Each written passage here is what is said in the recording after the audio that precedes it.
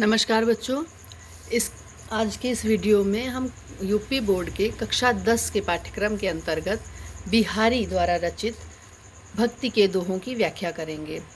बिहारी ने भक्ति और नीति दोनों दोहे लिखे हैं और भक्ति काल में जो कृष्ण भक्ति की धारा थी वो रीति काल में बिहारी ने उसको जारी रखा।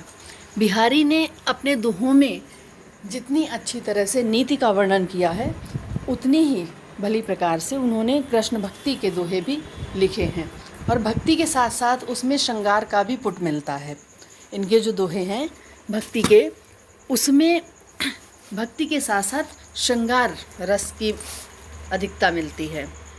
और बिहारी एकमात्र ऐसे दोहे हैं रीतिकाल में जिनके लिए केवल एक रचना है उनकी, बिहारी सतसई, और उस एक रचना के कारण ही बिहारी को गागर में सागर भरने वाला कहा जाता है।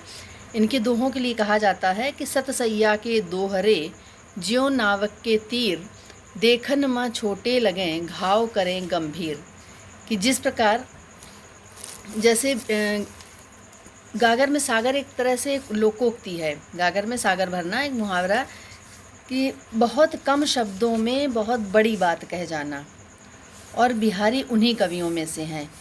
बिहारी सतसई इनकी रचना है और श्रृंगार और भक्ति, नीति और भक्ति दो प्रकार से इन्होंने दोहे इसमें लिखे हैं।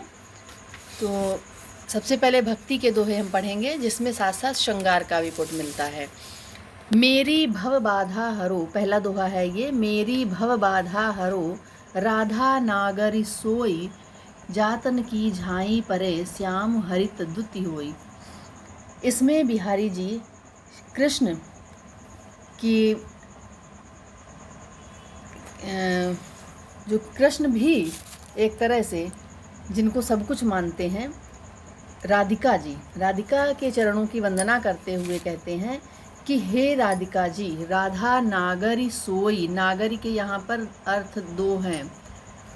और सबसे पहली बात आपको बता दें कि जब भी इस दोहे की व्याख्या लिखने के लिए कहा जाएगा, चाहे वो परीक्षा में हो चाहे आप कॉपी में लिखें, इस दोहे की कम से कम 3 व्याख्या आप लिखेंगे। व्याख्या 1, व्याख्या 2, व्याख्या 3, ऐसे करके 3 आपको अलग अलग, क्योंकि इसके कई अर्थ निकलते हैं। एक शब्द के इस इतने के और इतने के कई अर्थ निकलते हैं, इसलिए अलग अलग अर्थों में इसकी व्याख्या बताई जाती है। तो सबसे पहले क्या है यहाँ पर, मेरी भव बाधा, भव का अर्थ है संसार, मेरी सभी सांसारिक बाधाओं को हर लीजिए, दूर कर दीजिए। कौन, किससे कहा जा रहा है? राधा नागरी सोई, हे चतुर, नागरी का अर्थ है चतुर, हे चतुर राधिका जी, मेरी समस्त सांसारिक बाधाओं को दूर कर दीजिए, मेरे सभी सांसारिक कष्टों को दूर कर दीजिए। जा तन की झाई परे, जिनके शरीर की एक झलक पड़ने से, किस राधिका की बात हो रही है, विशेषता बता रहे हैं कि जिनके शरीर की एक झलक पड़ने मात्र से श्याम हरित दुति होई। श्याम, मेरे श्याम श्री कृष्ण, हरित दुति, दुति का अर्थ है कांति, हरित कांति वाले हो जाते हैं। हरित कांति से क्या तात्पर्य, आपको ऐसे ही लिखना है कि हे चतुर राधिका जी, मेरे सभी सांसारिक कष्टों को, मेरी सभी सांसारिक बाधाओं को दूर कीजिए। जिनके शरीर की एक झलक पड़ने मात्र से श्री कृष्ण हरित कांति वाले हो जाते हैं, अर्थात प्रसन्न मुख हो जाते हैं। एक तो ये व्याख्या हो गई। दूसरी व्याख्या इसकी क्या बताएंगे कि हे चतुर राधिका जी, मेरी सभी सांसारिक बाधाओं को दूर कीजिए। जिनके जातन की झाई, जिनके शरीर की, गोरे तन की, राधा का रंग गोरा है, जिनके गौर वर्ण शरीर की, गोरे रंग को हम शुद्ध तत्सम युक्त शब्दों में लिखेंगे गौर वर्ण, जिनके गौर वर्ण शरीर की परछाई पड़ने से श्री कृष्ण का जो श्याम रंग है, सांवला रंग, आप श्याम रंग जो काला है, काले को, और जो सफ़ेद रंग है, सफ़ेद का मतलब बिल्कुल सफ़ेद नहीं है, जो थोड़ा सा गोरा, गेहुआ से थोड़ा साफ, उसको मिला दीजिए आप। तो वो एक हरा रंग या काले सफ़ेद को मिलाएंगे तो मिलकर वो एक हरा रंग, हल्का सा हरा हरा दिखाई देगा। तो कहते हैं कि जिनके गौर वर्ण शरीर की परछाई पड़ने से मेरे श्याम रंग वाले श्री कृष्ण का रंग हरा हो जाता है, अर्थात वो प्रसन्न, अर्थात सब वही आ रहा, तात्पर्य वही निकल रहा है, मतलब वही निकल रहा है कि श्री कृष्ण प्रसन्न हो जाते हैं। श्री कृष्ण की राधा की जैसे ही छवि दिखती है, श्री कृष्ण उनके दर्शन से ही प्रसन्न हो जाते हैं। तो कम से कम ये 2 व्याख्या हो गई। इसके बाद तीसरा, अब एक बात और, जब अलंकार लिखेंगे तो इसमें कई सारी व्याख्या निकल रहे हैं, कई अर्थ निकल रहे हैं। कई अर्थ निकलने के कारण यहाँ श्लेष अलंकार है, अनुप्रास तो है ही, श्लेष भी है। इसके बाद तीसरा अर्थ क्या है कि हे चतुर राधिका जी, मेरी सभी सांसारिक बाधाओं को दूर कीजिए, जिनके शरीर की झलक मिलने से श्याम प्रसन्न मुख हो जाते हैं और सभी की बाधाओं को दूर कर सकते हैं। ठीक है, अब दूसरा देखते हैं दोहा। इसमें इसका काव्यगत सौंदर्य है, भाषा साहित्यिक ब्रज है, भाषा साहित्यिक ब्रज। मुख्य भाव इसमें क्या बताएंगे आप? यहाँ पर राधा जी की वंदना की गई है, श्री कृष्ण को प्रसन्न करने के लिए राधा जी की वंदना की गई है। भाषा साहित्यिक ब्रज, शैली मुक्तक, छंद दोहा, अलंकार अनुप्रास और श्लेष, और रस इसमें भक्ति और श्रृंगार, भक्ति श्रृंगार दोनों है। अगला दोहा, मोर मुकुट की चंद्रिकनु यों राजत नंद नंद। यहाँ पर श्री कृष्ण जी की जो छवि है उसका वर्णन किया है कि उनके सिर पर जो किसका, जो श्री कृष्ण ने अपने सिर पर मोर मुकुट पहन रखा है, उस मोर मुकुट की तुलना की जा रही है। क्या कहते हैं बिहारी जी कि मोर मुकुट में, जो श्री कृष्ण ने मोर मुकुट पहना है, उसमें जो चंद्रिकाएं हैं, चंद्रिकाएं कौन सी? जो मोर पंख में आँख जैसी बनी होती हैं, उसको चंद्रिका कहा जाता है।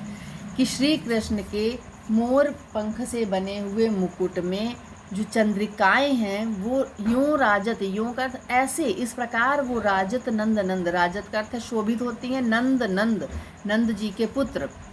बिहारी जी कहते हैं कि नंद जी के पुत्र श्री कृष्ण के सिर पर सुशोभित मोर मुकुट की चंद्रिकाएं ऐसे लगती हैं, मनु, मनु आ गया, उत्प्रेक्षा अलंकार हो गया, अनुप्रास है, माँ आया यहाँ पर, सा आया, इसलिए अनुप्रास है। और मनु, मनु मानो जनु जानो, उत्प्रेक्षा अलंकार, कल्पना की जा रही है यहाँ पर कि मानो ऐसा हो, कल्पना है नहीं ऐसा वास्तव में। क्या कल्पना है? शशि शेखर, शशि शेखर किसे कहा जाता है? शिव जी को। शशि शेखर क्यों कहा जाता है? कि चंद्रमा है जिसके सिर पर, अर्थात शिव जी। शशि शेखर की अकस, अकस का अर्थ है प्रतिस्पर्धा, कंपटीशन, किय शेखर सतचंद, मानो शिव जी से प्रतिस्पर्धा करने के लिए 100 चंद्रमा, सतचंद 100 चंद्रमा धारण कर लिए हों।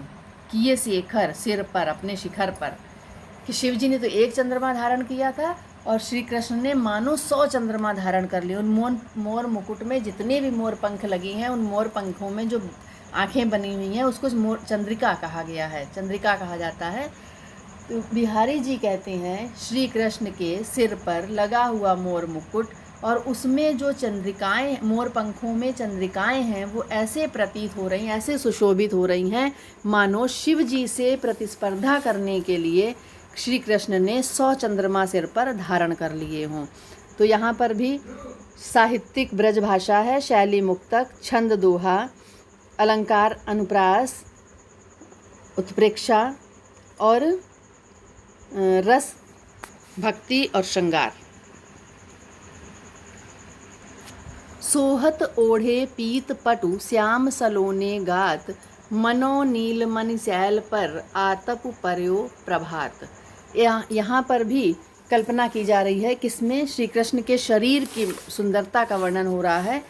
बिहारी जी कहते हैं कि सोहत ओढ़े, श्री कृष्ण सोहत, सुंदर लग रहे हैं, सुशोभित हो रहे हैं, पीत पीला, पटु का अर्थ है वस्त्र, पीला वस्त्र पहने हुए ऐसे सुशोभित हो रहे हैं। कौन? श्याम सलोने गात, श्याम का अर्थ है सांवले, सलोने का अर्थ है सुंदर, गात का अर्थ है शरीर, सांवले सुंदर शरीर वाले श्री कृष्ण पीला वस्त्र ओढ़े हुए ऐसे प्रतीत हो रहे हैं मानो, मनु लगा है, मानो नीलमणि शैल पर, मानो नीलमणि पर्वत पर आतप पर्यो, आतप का अर्थ है धूप, पर्यो पड़ रही हूँ, प्रभात प्रातःकालीन। नीलमणि जो पर्वत है वो नीला है और प्रभात काल की जो किरणें हैं सूर्योदय की समय की वो पीली, नीले पर्वत पर जैसे पीली किरणें सूर्य की पड़ती हैं, ठीक वैसे ही लग रहा है श्री कृष्ण के सांवले शरीर पर जो उन्होंने पीताम्बर ओढ़ रखा है। उस पीताम्बर में प्रातःकालीन धूप की और सांवले शरीर में नीलमणि पर्वत की कल्पना की जा रही है। तो यहाँ पर उत्प्रेक्षा अलंकार भी है। फिर से एक बार व्याख्या सुन लीजिए। बिहारी जी कहते हैं कि श्री कृष्ण ने सांवले सुंदर शरीर पर पीताम्बर ओढ़ा हुआ है और वो पीताम्बर उस सांवले सुंदर शरीर पर ऐसे सुशोभित हो रहा है मानो नीलमणि पर्वत पर प्रातःकालीन धूप की किरणें पड़ रही हों। अधर धरत हरिकै परत, ओठ दीठ पट ज्योति। यहाँ बिहारी की जो एक कह सकते हैं कि कला, जिसे हम लोग ड्राइंग कहते हैं, चित्रकला, और चित्रकला का बहुत ही सुंदर रंगों का ज्ञान जो है कि किस रंग से कौन सा रंग बनता है, वो बिहारी जी ने यार बहुत अच्छी कल्पना की है, बहुत अच्छा वर्णन किया है। अधर धरत, अधर का अर्थ है होठों पर, धरत का अर्थ है रखते ही, हरि का अर्थ है श्री कृष्ण के, परत मीन्स पड़ती है, ओठ, दीठ, पट, ज्योति।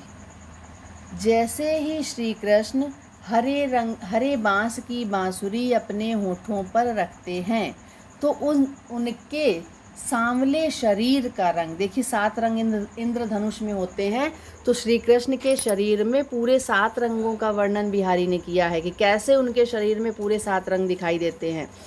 बिहारी जी कहते हैं कि श्री कृष्ण के सांवले शरीर पर हरे रंग की बांसुरी, होठों का रंग उनका लाल, दीठ नेत्रों का रंग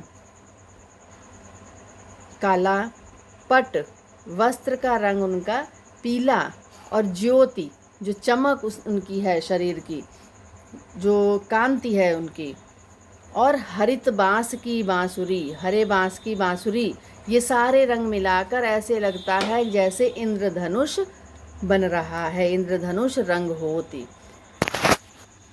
बिहारी जी कहते हैं कि जब श्री कृष्ण अपने होठों पर हरे बांस की बांसुरी रखते हैं तो उनके होठों का काला लाल रंग, आँखों का काला रंग, वस्त्र का पीला रंग, शरीर का सांवला रंग, बांसुरी का हरा रंग, और ये उनके शरीर की चमक आदि मिलाकर इंद्रधनुष के रंगों के समान विकसित होता है, इंद्रधनुष के जैसे रंग दिखाई देते हैं। तो यहाँ पर भी एक तो यहाँ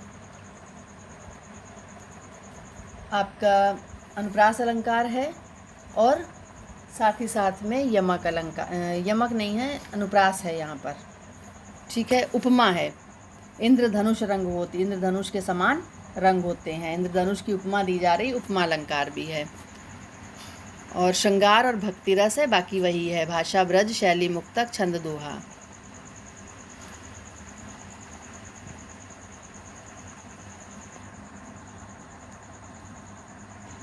अब इसके आगे के दोहे हम अगले वीडियो में आपको बताएंगे। धन्यवाद।